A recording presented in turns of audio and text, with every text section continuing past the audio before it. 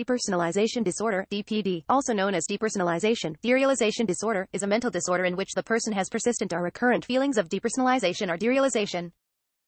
Depersonalization is described as feeling disconnected or detached from oneself. Individuals experiencing depersonalization may report feeling as if they are an outside observer of their own thoughts or body, and often report feeling a loss of control over their thoughts or actions.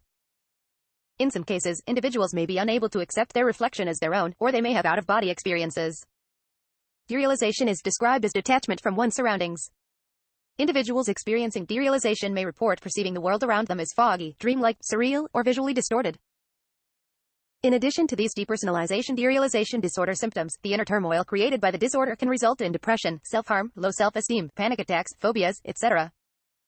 It can also cause a variety of physical symptoms, including chest pain, blurry vision, visual snow, nausea, and the sensation of pins and needles in one's arms or legs. Depersonalization disorder is thought to be caused largely by interpersonal trauma such as childhood abuse. Triggers may include significant stress, cannabis or hallucinogen use. It is unclear whether genetics plays a role, however, there are many neurochemical and hormonal changes in individuals with depersonalization disorder.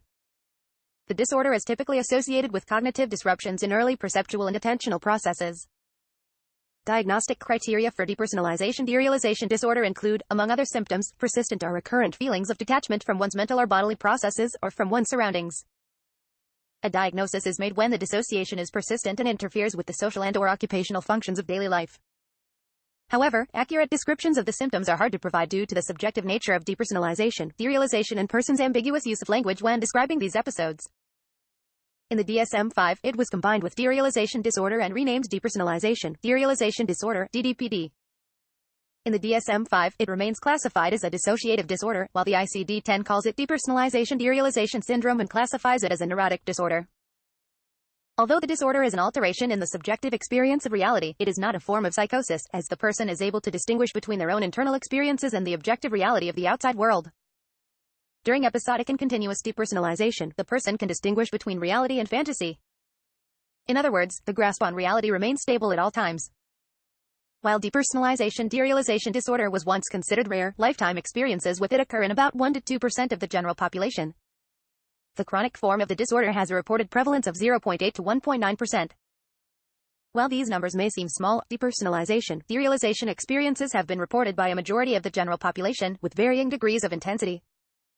While brief episodes of depersonalization or derealization can be common in the general population, the disorder is only diagnosed when these symptoms cause substantial distress or impair social, occupational, or other important areas of functioning. Symptoms. The core symptoms of depersonalization disorder is the subjective experience of unreality in oneself or detachment from one's surroundings. People who are diagnosed with depersonalization also experience an urge to question and think critically about the nature of reality and existence. It results in significant distress. Individuals who experience depersonalization can feel divorced from their own personal physicality by sensing their body's sensations, feelings, emotions, and behaviors as not belonging to themselves. As such, a recognition of oneself breaks down. Depersonalization can result in very high anxiety levels, which can intensify these perceptions even further. Individuals with depersonalization describe feeling disconnected from their physicality, feeling as if they are not completely occupying their own body, feeling as if their speech or physical movements are out of their control, feeling detached from their own thoughts or emotions, and experiencing themselves and their lives from a distance. While depersonalization involves detachment from oneself, individuals with derealization feel detached from their surroundings, as if the world around them is foggy, dreamlike, or visually distorted. Some people with depersonalization disorder also have visual alterations such as rapid fluctuations in light. While the exact cause of these perceptual changes has not been determined, it is thought that they may be due to previous drug use. These perceptual changes differ from true hallucinatory phenomena, as they are closer to being optical distortions or illusions rather than psychotic breaks from reality. Individuals with the disorder commonly describe a feeling as though time is passing them by and they are not in the notion of the present. These experiences, which strike at the core of a person's identity and consciousness, may cause a person to feel uneasy or anxious. Factors that tend to diminish symptoms are comforting personal interactions, intense physical or emotional stimulation, and relaxation. Distracting oneself by engaging in conversation or watching a movie, for example, may also provide temporary relief. Some other factors that are identified as relieving symptom severity are diet and/or exercise, while alcohol and fatigue are listed by some as worsening their symptoms. First experiences with depersonalization may be frightening, with patients fearing loss of control, dissociation from the rest of society, and functional impairment. The majority of people with depersonalization disorder misinterpret the symptoms, thinking that they are signs of serious psychosis or brain dysfunction. This commonly leads to an increase of anxiety and obsession, which contributes to the worsening of symptoms. Occasional, brief moments of mild depersonalization can be experienced by many members of the general population. However, depersonalization derealization disorder occurs when these feelings are strong, severe, persistent, or recurrent, and when these feelings interfere with daily functioning. Causes. The exact cause of depersonalization is unknown, although biopsychosocial correlations and triggers have been identified. Childhood interpersonal trauma, emotional abuse in particular, is a significant predictor of a diagnosis. The most common immediate precipitators of the disorder are severe stress, major depressive disorder and panic, and hallucinogen ingestion. People who live in highly individualistic cultures may be more vulnerable to depersonalization due to threat hypersensitivity and an external locus of control. One cognitive behavioral conceptualization is that misinterpreting normally transient dissociative symptoms as an indication of severe mental illness or neurological impairment leads to the development of the chronic disorder. This leads to a vicious cycle of heightened anxiety and symptoms of depersonalization and derealization. Not much is known about the neurobiology of depersonalization disorder. However, there is converging evidence that the prefrontal cortex may inhibit neural circuits that normally form the substrate of emotional experience. A PET scan found functional abnormalities in the visual, auditory, and somatosensory cortex, as well as in areas responsible for an integrated body schema. In an fMRI study of DPD patients, emotionally aversive scenes activated the right ventral prefrontal cortex. Participants demonstrated a reduced neural response in emotion-sensitive regions, as well as an increased response in regions associated with emotional regulation. In a similar test of emotional memory, depersonalization disorder patients did not process emotionally salient material in the same way as did healthy controls. In a test of skin conductance responses to unpleasant stimuli, the subjects showed a selective inhibitory mechanism on emotional processing.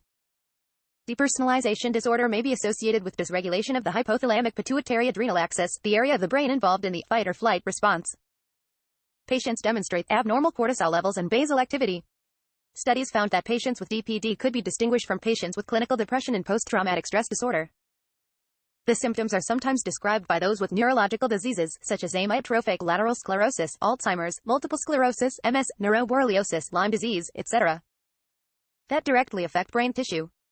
It has been thought that depersonalization has been caused by a biological response to dangerous or life-threatening situations which causes heightened senses and emotional neutrality. If this response occurs in real-life, non-threatening situations, the result can be shocking to the individual. Diagnosis. Depersonalization disorder is classified differently in the DSM-IV-TR and in the ICD-10. In the DSM-IV-TR, this disorder it is seen as a dissociative disorder, in the ICD-10 as an independent neurotic disorder. Whether depersonalization disorder should be characterized as a dissociative disorder can be discussed. Assessment.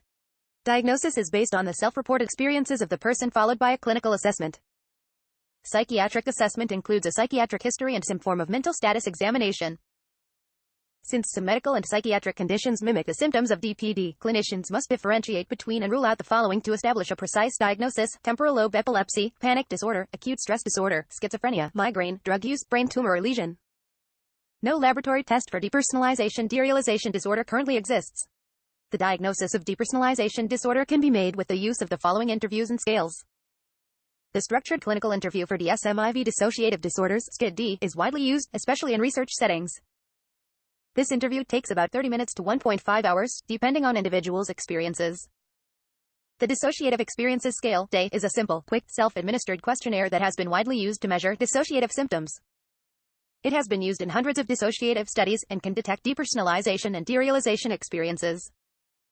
The Dissociative Disorders Interview Schedule (DDIEs) is a highly structured interview which makes DSM-IV diagnoses of somatization disorder, borderline personality disorder and major depressive disorder, as well as all the dissociative disorders. It inquires about positive symptoms of schizophrenia, secondary features of dissociative identity disorder, extrasensory experiences, substance abuse and other items relevant to the dissociative disorders. The DDIS can usually be administered in 30 to 45 minutes. The Cambridge Depersonalization Scale (CDS) is a method for determining the severity of depersonalization disorder. It has been proven and accepted as a valid tool for the diagnosis of depersonalization disorder in a clinical setting. It is also used in a clinical setting to differentiate minor episodes of depersonalization from actual symptoms of the disorder. Due to the success of the CDS, a group of Japanese researchers underwent the effort to translate the CDS into the JCDS, or the Japanese Cambridge Depersonalization Scale. Through clinical trials, the Japanese research team successfully tested their scale and determined its accuracy. One limitation is that the scale does not allow for the differentiation between past and present episodes of depersonalization. It should also be noted that it may be difficult for the individual to describe the duration of a depersonalization episode, and thus the scale may lack accuracy. The project was conducted in the hope that it would stimulate further scientific investigations into depersonalization disorder. DSM-IVTR. The diagnostic criteria defined in Section 300.6 of the Diagnostic and Statistical Manual of Mental Disorders are as follows. Long-standing or recurring feelings of being detached from one's mental processes or body, as if one is observing them from the outside or in a dream. Reality testing is unimpaired during depersonalization. Depersonalization causes significant difficulties or distress at work or social and other important areas of life functioning. Depersonalization does not only occur while the individual is experiencing another mental disorder and is not associated with substance use or a medical illness. The DSM-IVTR specifically recognizes 3 possible additional features of depersonalization disorder. Derealization, experiencing the external world as strange or unreal. Macropsia or micropsia, an alteration in the perception of object size or shape. A sense that other people seem unfamiliar or mechanical. Dissociation is defined as a disruption in the usually integrated functions of consciousness, memory, identity and perception, leading to a fragmentation of the coherence, unity and continuity of the sense of self. Depersonalization is a particular type of dissociation involving a disrupted integration of self-perceptions with the sense of self, so that individuals experiencing depersonalization are in a subjective state of feeling estranged, detached or disconnected from their own being. ICD-10. In ICD-10, this disorder is called depersonalization derealization syndrome F48.1. The diagnostic criteria are as follows. 1. One of the following. Depersonalization symptoms, i.e. the individual feels that his or her feelings and/or experiences are detached, distant, etc. Derealization symptoms, i.e. objects, people, and/or surroundings seem unreal, distant, artificial, colorless, lifeless, etc. 2. An acceptance that this is a subjective and spontaneous change, not imposed by outside forces or other people, i.e. insight. The diagnosis should not be given in certain specified conditions, for instance when intoxicated by alcohol or drugs, or together with schizophrenia, mood disorders and anxiety disorders. Treatment. Primary depersonalization disorder is mostly refractory to current treatments. The disorder lacks effective treatment in part because it has been neglected within the field of psychiatry, which, in turn, is partly because funding has mainly been allocated to the search for cures of other illnesses, like alcoholism. However, recognizing and diagnosing the condition may in itself have therapeutic benefits, considering many patients express their problems as baffling and unique to them, but are in fact, 1. recognized and described by psychiatry, and 2. those affected by it are not the only individuals to be affected from the condition. A variety of psychotherapeutic techniques have been used to treat depersonalization disorder, such as cognitive behavioral therapy. Clinical pharmacotherapy research continues to explore a number of possible options, including selective serotonin reuptake inhibitors, tricyclic antidepressants, anticonvulsants, and opioid antagonists. Cognitive behavior therapy. An open study of cognitive behavior therapy has aimed to help patients reinterpret their symptoms in a non-threatening way, leading to an improvement on several standardized measures. A standardized treatment for DPD based on cognitive behavioral principles was published in the Netherlands in 2011. Medications. Neither antidepressants nor antipsychotics have been found to be useful. Additionally, antipsychotics can worsen symptoms of depersonalization. To date, no clinical trials have studied the effectiveness of benzodiazepines. Tentative evidence supports naloxone and naltrexone. A combination of an SSRI and a benzodiazepine has been proposed to be useful for DPD patients with anxiety.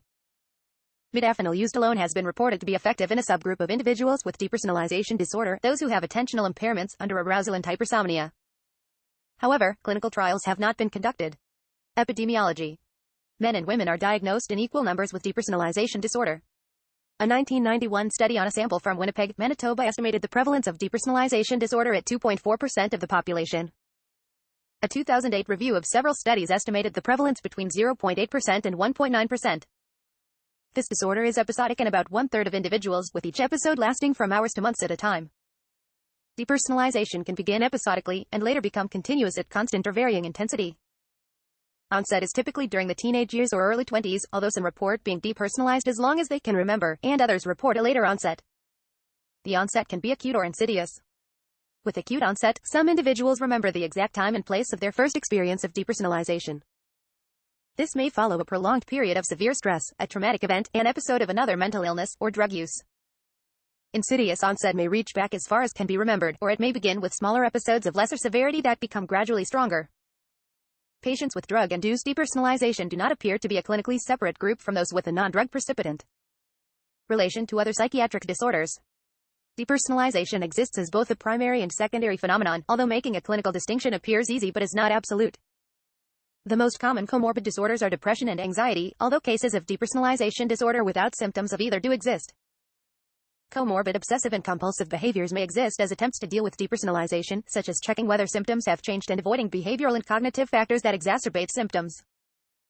Many people with personality disorders such as schizoid personality disorder, schizotypal personality disorder, and borderline personality disorder will have high chances of having depersonalization disorder. Researchers at the Institute of Psychiatry in London, England suggest depersonalization disorder be placed with anxiety and mood disorders, as in the ICD-10, instead of with dissociative disorders as in the DSM-IVTR. History. The word depersonalization itself was first used by Henri Frédéric Amiel in the journal In Time. The 8th of July 1880 entry reads, I find myself regarding existence as though from beyond the tomb, from another world, all is strange to me, I am, as it were, outside my own body and individuality, I am depersonalized, detached, cut adrift. Is this madness? Depersonalization was first used as a clinical term by Ludovic Dugas in 1898 to refer to a state in which there is the feeling or sensation that thoughts and acts elude the self and become strange, there is an alienation of personality, in other words a depersonalization. This description refers to personalization as a psychical synthesis of attribution of states to the self. Early theories of the cause of depersonalization focused on sensory impairment. Maurice Krishaber proposed depersonalization was the result of pathological changes to the body's sensory modalities which lead to experiences of self-strangeness, and the description of one patient who feels that he is no longer himself. One of Karl Wernicke's students suggested all sensations were composed of a sensory component and a related muscular sensation that came from the movement itself and served to guide the sensory apparatus to the stimulus. In depersonalized patients, these two components were not synchronized, and the myogenic sensation failed to reach consciousness. The sensory hypothesis was challenged by others who suggested that patient complaints were being taken too literally and that some descriptions were metaphors, attempts to describe experiences that are difficult to articulate in words. Pierre Janet approached the theory by pointing out his patients with clear sensory pathology did not complain of symptoms of unreality, and that those who have depersonalization were normal from a sensory viewpoint. Psychodynamic theory formed the basis for the conceptualization of dissociation as a defense mechanism. Within this framework, depersonalization is understood as a defense against a variety of negative feelings, conflicts, or experiences. Sigmund Freud himself experienced fleeting derealization when visiting the Acropolis in person, having read about it for years and knowing it existed. Seeing the real thing was overwhelming and proved difficult for him to perceive it as real. Freudian theory is the basis for the description of depersonalization as a dissociative reaction, placed within the category of psychoneurotic disorders, in the first two editions of the Diagnostic and Statistical Manual of Mental Disorders. Freudian theory is the basis for the description of depersonalization as a dissociative reaction, placed within the category of psychoneurotic disorders, in the first two editions of the Diagnostic and Statistical Manual of Mental Disorders. Some argue that because depersonalization and derealization are both impairments to one's ability to perceive reality, they are merely two facets of the same disorder. Depersonalization also differs from delusion in the sense that the patient is able to differentiate between reality and the symptoms they may experience. The ability to sense that something is unreal is maintained when experiencing symptoms of the disorder. The problem with properly defining depersonalization also lies within the understanding of what reality actually is. In order to comprehend the nature of reality, we must incorporate all the subjective experiences throughout, and thus the problem of obtaining an objective definition is brought about again. Society and culture. Depersonalization disorder has appeared in a variety of media. The director of the autobiographical documentary Tarnation, Jonathan Cayute, had depersonalization disorder. The screenwriter for the 2007 film Numb had depersonalization disorder, as does the film's protagonist played by Matthew Perry. Norwegian painter Edvard Munch's famous masterpiece The Scream may have been inspired by depersonalization disorder. In Glenn Hirschberg's novel The Snowman's Children, main female plot characters throughout the book had a condition that is revealed to be depersonalization disorder. Suzanne Siegel had an episode in her 20s that was diagnosed by several psychologists as depersonalization disorder, though Siegel herself interpreted it through the lens of Buddhism as a spiritual experience. The song, Is Happiness Just a Word? By hip-hop artist Vinnie Paz describes his struggle with depersonalization disorder. Adam Duritz, of the band Counting Crows, has often spoken about his diagnosis of depersonalization disorder. References. External links. Depersonalization Research Abstracts, list of research articles concerning depersonalization disorder. Depersonalization at Curlie, based on DMUS.